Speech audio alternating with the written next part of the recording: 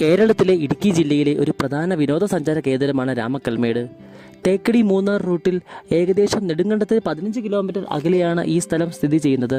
സമുദ്രനിരപ്പിൽ നിന്നും 1100 മീറ്റർ ഉയരത്തിലാണ് രാമക്കൽമേട് സ്ഥിതി ചെയ്യുന്നത്. കേരളത്തിലെ തന്നെ ഏറ്റവും കൂടുതൽ കാറ്റ് ലഭിക്കുന്ന സ്ഥലം കൂടിയാണ് ഇവിടം. വൈകുന്നേരങ്ങളിൽ അതിശക്തമായ കാറ്റാണ് ഇവിടെ. മണിക്കൂറിൽ 33 കിലോമീറ്റർ വരെ വേഗത്തിൽ ഇവിടെ കാറ്റ് വീശാറുണ്ട്.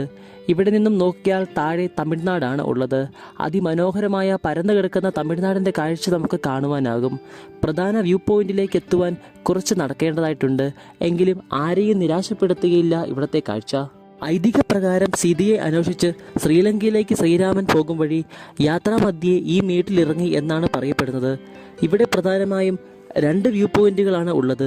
ഒന്ന് കേരളത്തിലും മറ്റേത് തമിഴ്നാട്ടിലുമായി നിലകൊള്ളുന്നു. സഞ്ചാരികളെ ആകർഷിക്കുന്നതിന് വേണ്ടി ഇവിടെ കുറുവന്റെയും കുറുത്തിയുടെയും ശില്പവും സ്ഥാപിച്ചിരിക്കുന്നു.